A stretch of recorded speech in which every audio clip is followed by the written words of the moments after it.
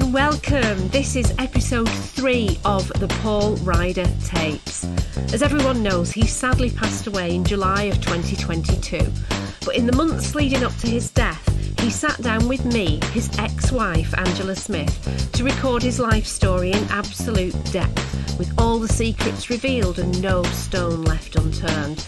We had no idea that he was about to die, and we finished recording his life story just 12 days before he passed away. Coming up in this episode. And we just kind of wandered over to each other and started talking, and it was kind of love at first sight. It sounds very strange, but it was. And we just clicked. I felt at home straight away with the two brothers. It was like I'd found two people who were like me.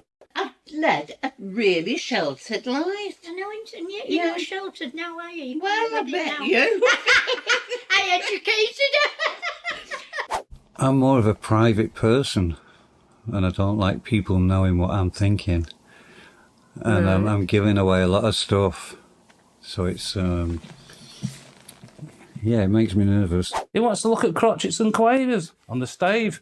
Sat there like Mozart, you know what I mean? Sat that. The Virginian was on, Bonanza, and... Blue Peter. Did you watch that? What wasn't? Newsroom. Crossroads. Crossroads was on. Love Crossroads. Wobbly Sets. Yeah. Yeah. Crossroads was great. The light entertainment shows back in the 70s, like New Faces and Opportunity Knocks. Did you ever dream of being on New Faces or Opportunity Knocks? No, I was still top of the pops in it. Yeah. Always top of the pops. Yeah. But they was more like variety shows. Right. But we always watched them. Yeah. Paul and Sean's mum Linda and Gaz's mum Sandra also loved that period. I think the 60s was the best time ever to grow up, don't you? With the fashion, the clothes, Everything. young It was lads didn't wonderful. dress like the dads. Oh. What was the first gig that you ever went to? Apart from the folk clubs, when we had to go with our parents. We used to take them with us to music festivals. Who did you take them to see? Can you remember any acts that they saw? Well, they were mainly folk festivals we took them to. It was folk, Steel Eyes Span and people like that. We used to sleep in the back of the minivan. Each one could take a friend with them, so there'd be 5 of us, all in the back of a minivan. First proper gig was, Sean was working at the post office. I was 14 at the time, and he came home with tickets for the Ramones. The Ramones? Yeah. That's cool. Yeah, so me and my mate Chris Whittle from school and Sean went to see the Ramones at the Free Trade Hall in Manchester.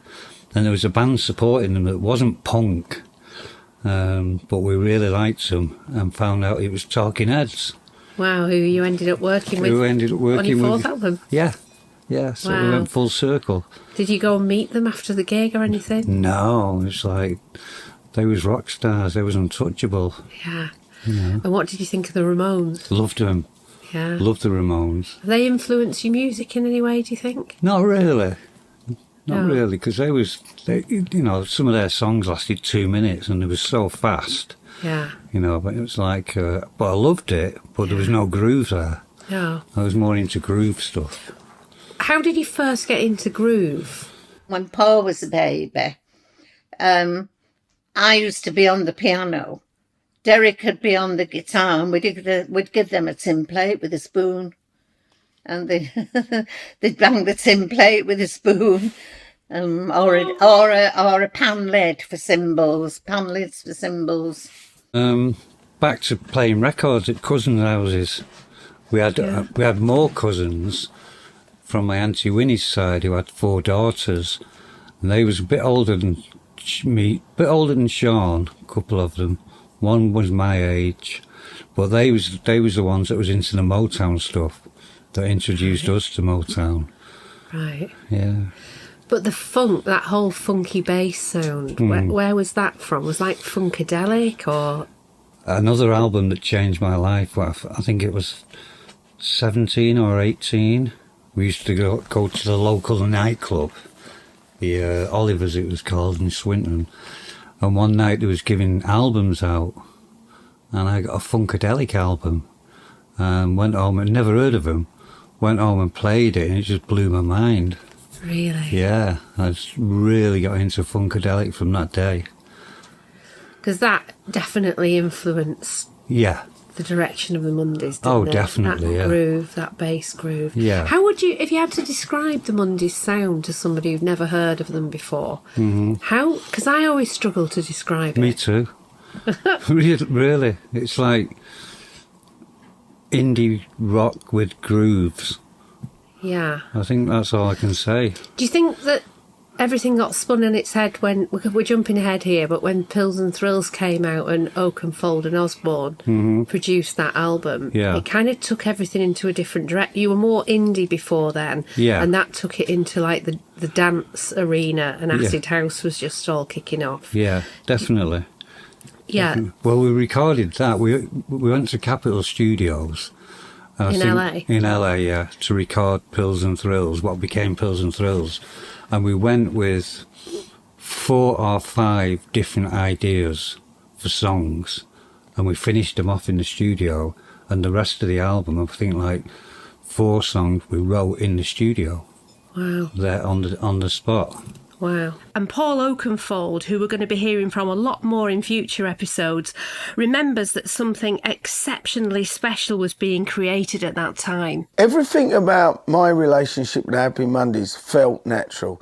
It was one of those special moments that you don't get often in music. You don't get often, this is going to be a hit. We are creating more than a record. We are creating a movement. You very, very rarely get that. Otherwise, everyone would be making hits. Right? Did you know? I knew. I'm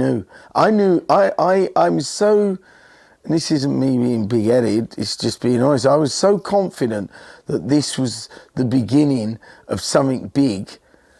I remember I'm playing it on the dance floor, seeing the reaction of the crowd, right? I'm sensing this is something new and fresh and different.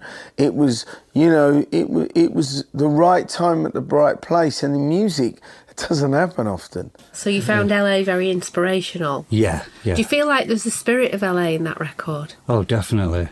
Yeah, you couldn't have done that if you were in Swinton. No. No. And it sounds extravagant going to LA and recording at Capitol Studios, but it was just the same price as recording in London. Was it? Yeah. Or even with all the accommodation costs and Yeah, everything? because we would have had to have accommodation in London. Oh, that's true, yeah. Yeah, so it worked. It's, It's warmer. We'll come to that later. We'll talk in a lot of depth about Pills and Thrills later, Yeah. but let's just finish off talking about your childhood.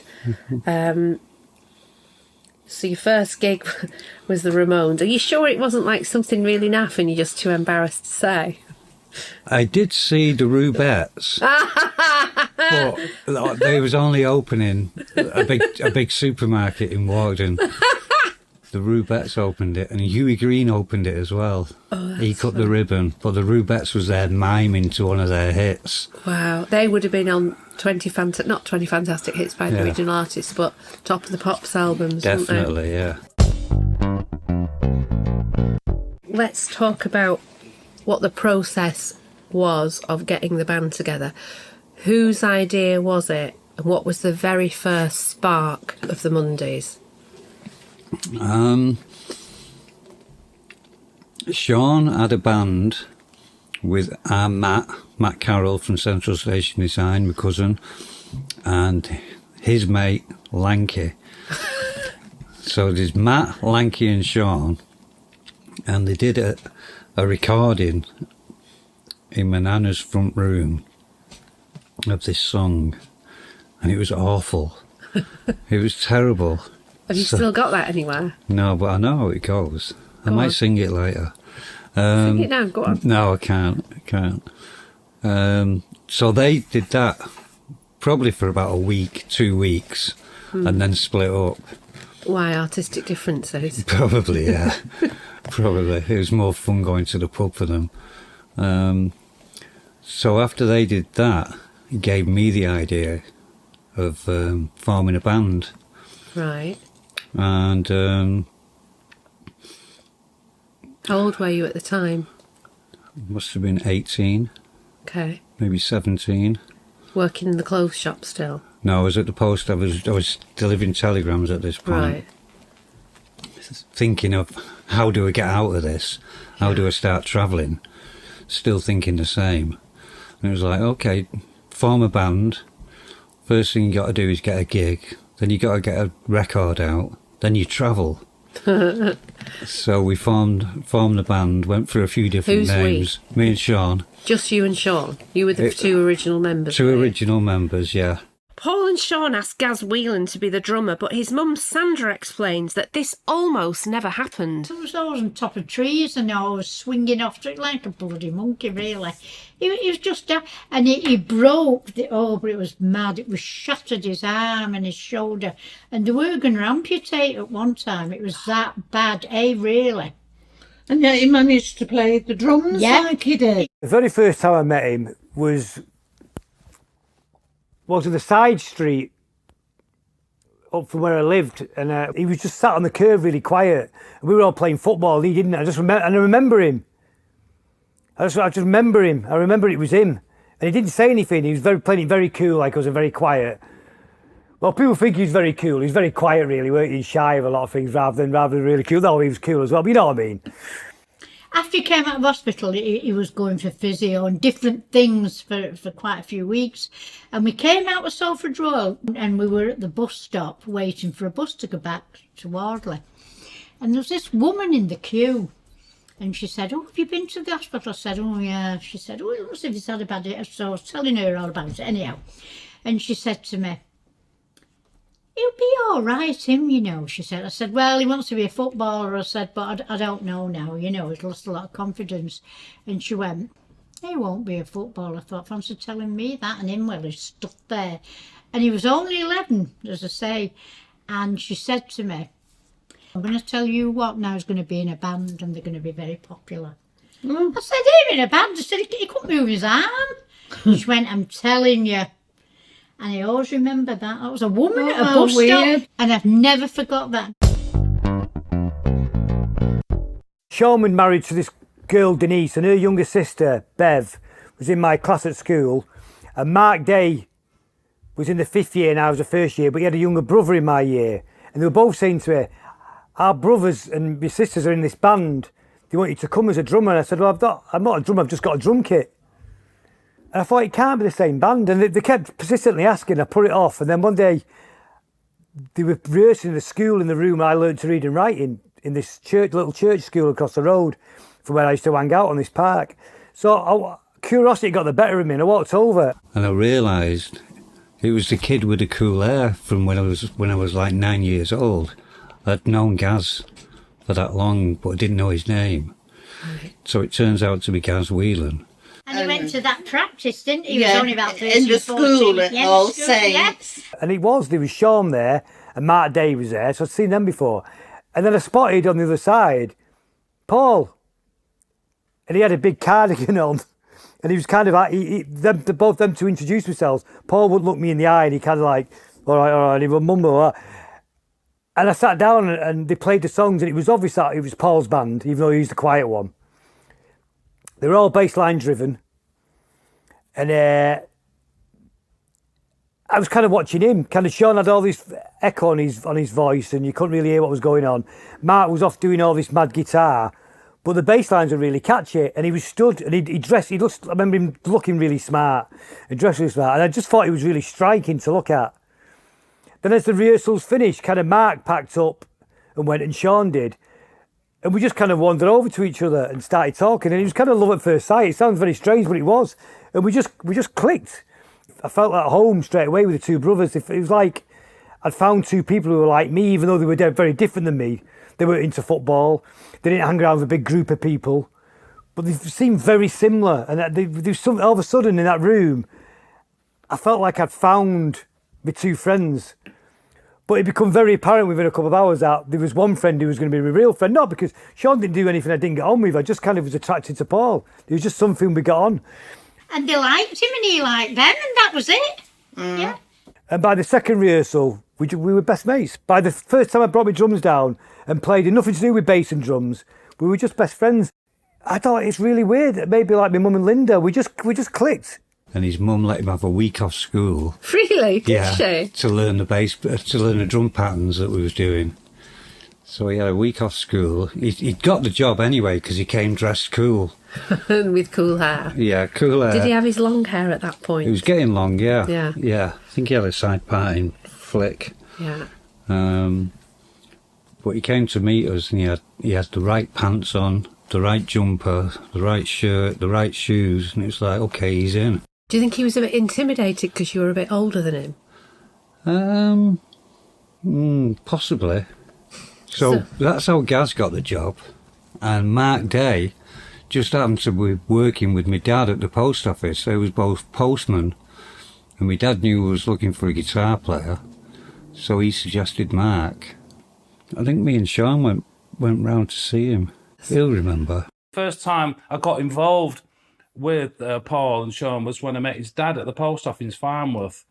And they used to come in at 5 o'clock in the morning. That was the start time. And it was only a small office of about 20 blokes. And they had makeup on, eyeliner, because they'd just done all the comedy duo acts around Lancashire and stuff. And I was always reading the Sounds Melody Maker and stuff. And I got talking to Barry, who was, Derek's compatriot in the older comedy thing, whatever they did. And we just started talking about music. And then he happened to mention that Derek's sons were looking for a guitarist and invited me down to have an audition in a way. And I turned up in a Queen t-shirt. Obviously, I was still in the prog rock era.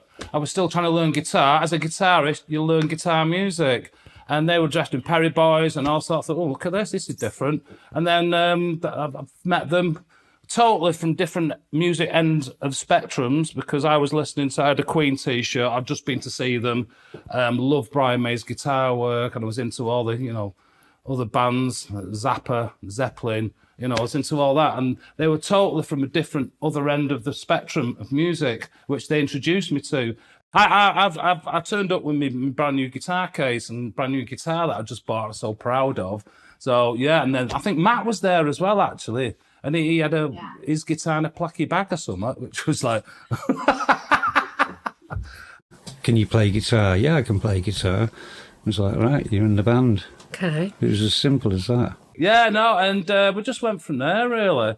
And obviously, Sean and Paul liked, it worked, it gelled. Derek was there Derek, Paul's dad, was doing all the sound and stuff and the mixing their stuff. Reading music, to be honest, when we were learning, we never wrote a record or done anything. It's boring. He wants to look at crotchets and quavers on the stave. Sat there like Mozart, you know what I mean? Sat that. I'd rather do a load of drugs and do music than do that. That's too curriculum. And what about Paul Davis? Paul Davis came along because he was at school with Gaz. Oh, okay. It was like, what? Gaz was like, I want to bring my mate to rehearsals. I was like, well, bring him then. PD started coming to rehearsals. Gaz invited me down, Gaz Whelan, and we went to see them, and I was fascinated with them. I thought Paul was really cool with the bass sound. I've never heard a bass close up, with a live band, because I was a kid at school, and I was just madly influenced. We became friends. PD. I want to be in the band. Oh, PD was Gary's best friend at school. Oh, PD. He knocked on our door one night. Yeah. 11 o'clock it was. Can I be in the band? So he wanted to be the singer, but we've got a singer. Yeah. PD said, well, I want to be the drummer. He said, you can't get a drummer. I'll play the guitar and the bass. No, we've already got them. Oh, God. So that's when we said, well, what about keyboards? Yeah. You can be the keyboard player. You haven't got a keyboard player, and PD was like, no, that's for weirdos. Did he not play the keyboard before then? Never. Oh, that's funny. Never. We had a little set of keyboards, and he came round, and Derek showed him chords, and I wrote the notes on the keyboards, what they were.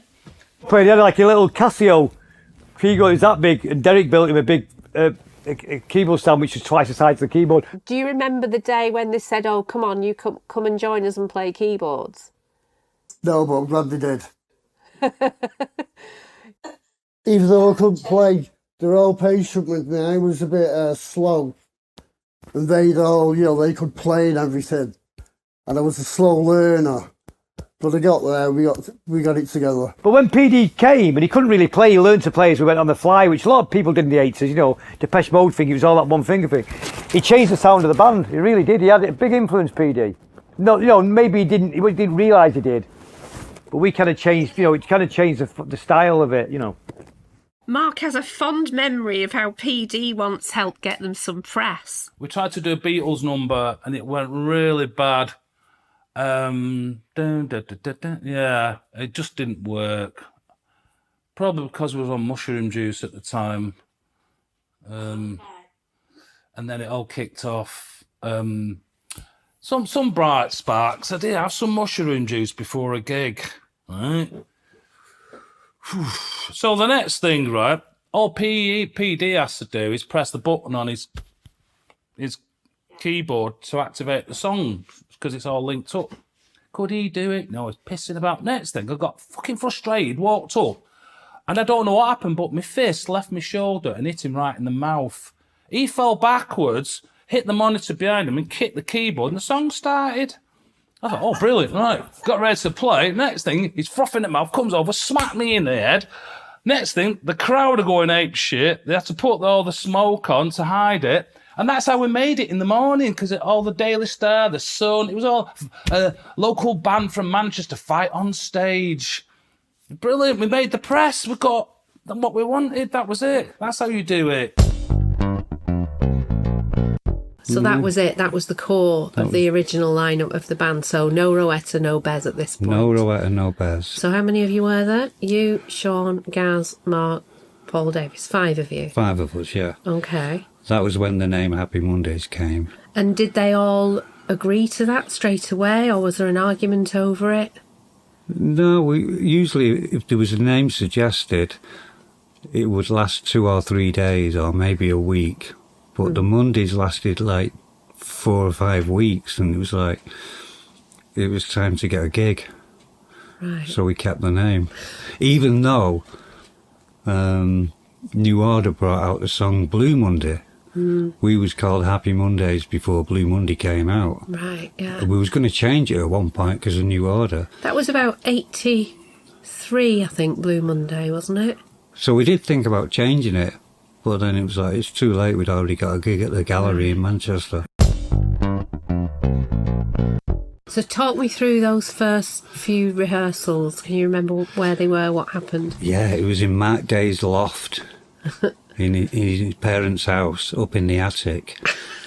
His dad had converted the attic for his brother Nigel, to sleep in. But at 6 o'clock, we would go up there, Gaz with just a snare, bass, guitar, and a little vocal amp, and we'd rehearse there for like 4 or 5 hours. Well, I was desperate, and I was very surprised that my mum and dad said, yes, you can use the loft, which had been converted because it was our kids, but we had to be separated. I was a blue, he was a red, he was a mod, I was a rocker. We didn't get on. So the whole street could hear us banging away there. Everybody thought, what the hell's going on? Because if you're in the loft, it's like being outside. We was doing cover versions. Were you? What songs did you cover? We did a couple of Joy Division songs, and we did I Fought the Law, the Clash version. Yeah. Oh, interesting. Yeah, we did a couple of... But was the aim always to write your own stuff? Yeah. We was doing cover versions so we could learn our instruments. Right. So when you did your first gig, was it all covers, or did you do No, we'd got a couple of our own songs by then. Yeah. And how did it work with writing the music? Did you all contribute? Was Sean involved in the music part of it? Or what about the lyrics and the melody? Sean was there and listening and writing lyrics as we was jamming and getting songs together. Right. I mean, it usually came from the bass line. Yeah. I'd go in with the bass line and we'd work around that. Right. But Sean was there while we was doing it, writing lyrics. Did that peter out later on in terms of the songwriting process? Did he stop writing songs with you in the room? Yeah. When did that peter out? Probably, we were still at a rehearsal room in Stratford where we took the 4 songs that ended in Pills and Thrills, so probably 91. So Yes Please wasn't that process then at all? No, he was hardly in the studio. Right, which was part of the problem, wasn't it? Yeah. The And infamous story of that came back with no lyrics. Then they all had to be done afterwards. They was done afterwards. Do you think that affected? I mean, I personally think there's some genius tracks on that album. It's mine and Gaz's favourite album. Yeah, I mean, I think there's a couple of dodgy ones in there. Yeah. But there's a couple of my favourite ones on there too. Yeah, I loved making that record. It wasn't as chaotic as people think. But do you think it suffered because he wasn't in the room when you were doing the music? I think he suffered because he was getting no inspiration. Right. You know? Yeah. He was just off doing his thing and not coming in the studio. Why do you think he did that? Again, we'll talk in more detail about that further on down the line, but why do you think he didn't? Because of the drugs? Because a big bottle of methadone was dropped on the floor in Manchester Airport. Yeah. So he ended up in Barbados with no methadone. Right. So he just switched drugs. Yeah. To cope. Yeah. You know, if he hadn't dropped that bottle of methadone, who knows what would have happened. Wow, that could have been a completely different album. Mm-hmm. And then since then, the Real Mondays have not written an album together, is that right? That's correct, yeah. We did one song a couple of years ago when we went to Panama. Oh, yeah, that's right. We did Ooh La La in Panama. Yeah. And Sean was there while we was jamming and getting that together. Right. Scribbling away like the old days. Oh. Yeah. Did that not inspire him to want to do a whole album then, do you think? Maybe. He's probably even forgot he did it. Did that sell, that record? I'm not sure. It was a charity record, Charity, wasn't yeah. it? All the sales went... It was done on download. Yeah. And all the sales went to that village. Yeah. And then... No, it was up for an award, that one. That particular show, the Mondays one. Was it? Yeah. Gaz remembers a classic Paul and Sean argument from those days when they were in the jungle. And the argument was over who had the biggest belly. And they actually had the bellies out and they were like, my belly's bigger than... No, mine's bigger than yours. No way.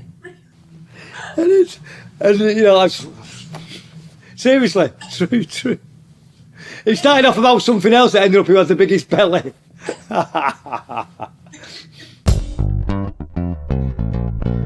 Every one of the band members at this time had grown up in Salford, and Paul and Gary's social spirit had clearly been inherited, at least in part, from their mothers, who also grew up there. I was brought up right near the docks, you know, so people go, oh, and all the brothels.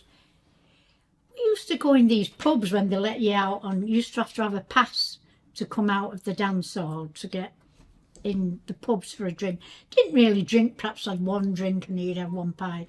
And we were like 15, 16 at the time. And all the sailors were in there with the prostitutes, right? I mean, my mum and dad nearly died when they found out. But then they'd start a fight, oh God. And the stools, not the teddy boys, the prostitutes were the sailors. And the stools would go across the room and they'd be fighting and I'd go home at night and my mum would say, I've just heard there's been a terrible fight on Regent Road again. You don't go in now, Sandra, you don't go in them. But I said, oh, no. Telling lies to your mother. Yeah, well, I had to. Tell me about the 5th album that's called By the Happy Monday. The only thing I had to do with the 5th album was making up the title. Sean doesn't know this, does he? He does now. Does he? Oh, yeah. Did Amelia tell him? Yeah. Oh, go on, yeah. My name for Sean was Uncle Dysfunctional, which I think suits him round to the ground.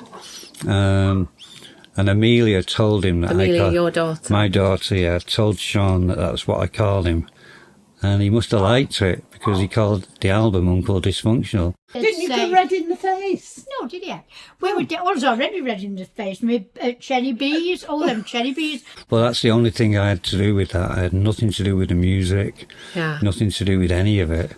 Right, so the only original members of the band on that album are Gaz Whelan and Sean. Yeah. Is that right? Yeah. Rowetta? No, she wasn't even on it, She wasn't on it, no. No. Bez didn't do any dancing at the shows or anything. Did he not? I don't think so, no. Wow. I was a country bumpkin. Well, And has anything changed? Money job, she knows what. I've led a really sheltered life. I know, and yet you're not sheltered now, are you? You Well, I can't live it bet now. you. I educated her. So, The World Awaits album number 6.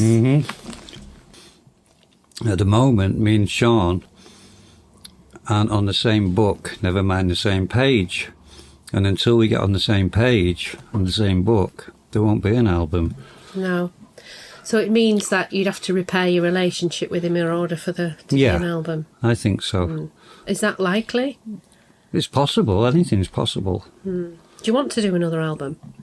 Yeah, I've got 5 albums worth of material. Have you? Yeah.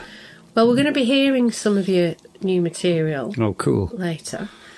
So album number 6 remains just an enigma at this point. Yeah. We're not saying never, but we're also saying not anytime soon. Is that correct? I'd say that was correct. Yeah. Yeah. Okay. Can we stop now? I'm exhausted. Are you? Yeah. Why are you tired? It's just hit me. I've been up since 3 o'clock this morning. Why?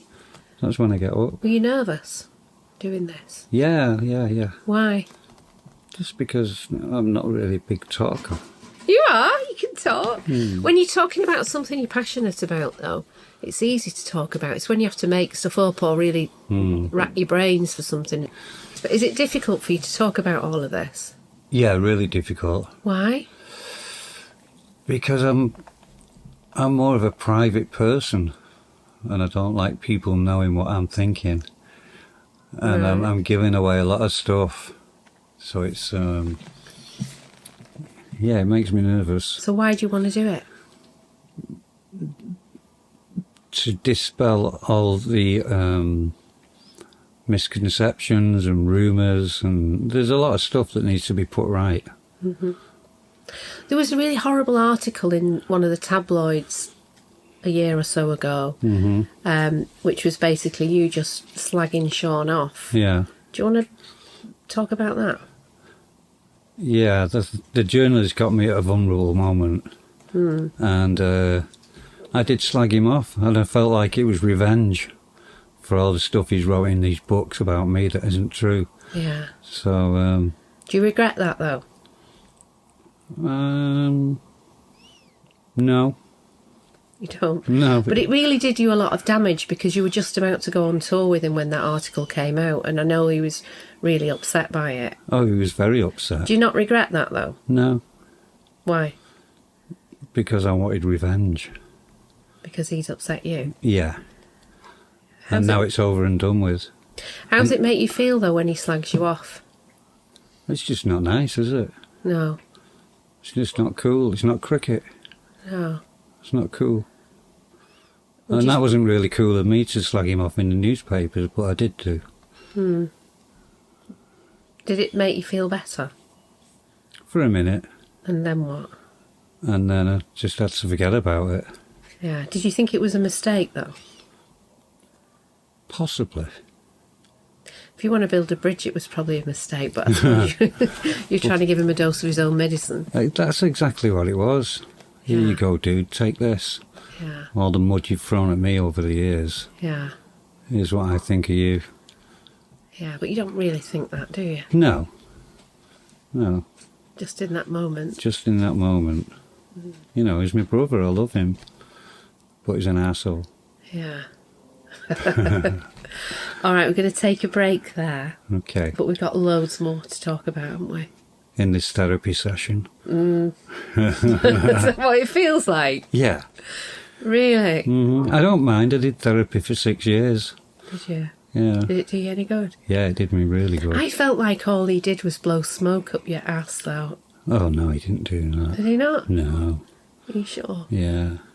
No. Well, it's not my business. All right. All right. We'll be back. We'll be back. Yeah, we'll be back. I mean, we've so much more to talk about. We've got all the albums to talk about. We've got your battle with heroin addiction, crack addiction, alcohol addiction, the whole addiction stuff. We've got your the breakup of our marriage, infidelity galore, and we've got your son's battle with cancer to talk about. Yeah. And we've got John Cale to talk about. Mine, Hannah.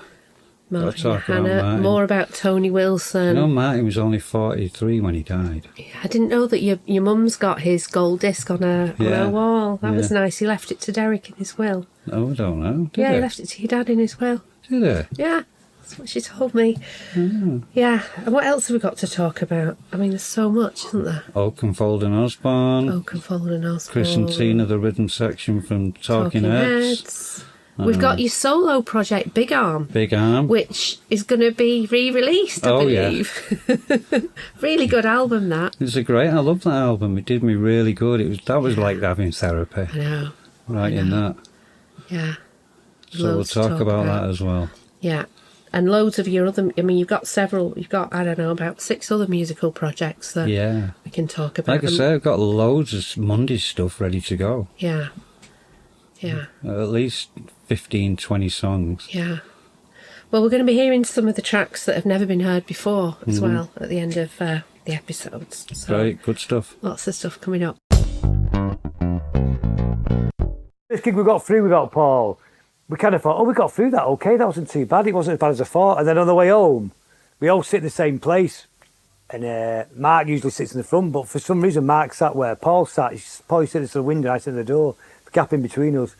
And Mark leant over and he was crying. So he put his head on my shoulder and started crying. He went, we never stop anymore for a cig break or for a piss stop, do we? And he's like, and that's when it kind of hit us. It just seems weird. It doesn't seem like, because, you know, it's been part of my life since I was 15 and my job and everything, you know, and he's my best mate, my best mate, my number one best mate. He called me Quagmire for years. I didn't know what it was until I saw Family Guy and I was like, you bastard. There's going to be some great guests coming up in the next episode, including Peter Hook. Here's a sneak preview. I phoned Barney up and said, listen, I said, there's a band we should go and see. It's only 50p. Although probably 50p then was quite a lot of money. I said, we should go and see these bands. I said, they have a fight at every gig. I remember third year at school, the English teacher, I always remember it saying, everybody's got a talent. You might not have discovered it yet. And I was thinking, I ain't got a talent. I'm not talented at much, really. I didn't like the Sex Pistols. I appreciated them years later. In fact, down the line, as years had gone by, I met quite a few of them at different social functions.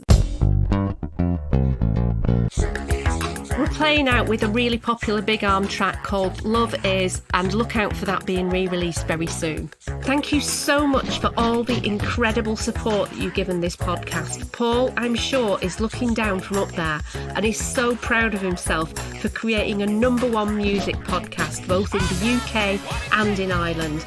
It'd make us really happy if you could give us a nice review and rating, and please subscribe to our YouTube channel, Glistening Stories, so that we can continue to give you this content for free. And it also ensures that you don't miss out on any future episodes. We've got loads more great stuff to come, so please join us again next week. Podcast drops as usual on Friday night at midnight in the UK or 4 p.m. Pacific time. Check out Glistening's other podcasts, Accidentally MILF, which has just launched, as well as Soul Bear Sessions and Framed for Murder, the case of Matthew Turner, which is coming soon. Thanks again for listening and see you next week. Some of these things I just like having. Some of these things are alive and living. Some of these things I don't like giving. Some of these things I'm meant for loving. Some of these things I just like having. Some of these things are alive and living. Some of these things I don't like giving.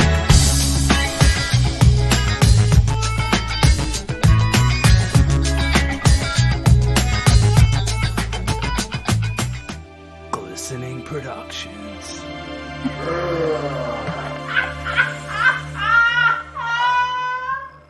It got to the stage where we could go to the YCW, the Young Christian Workers. Oh, it was dead boring Youth now. Club.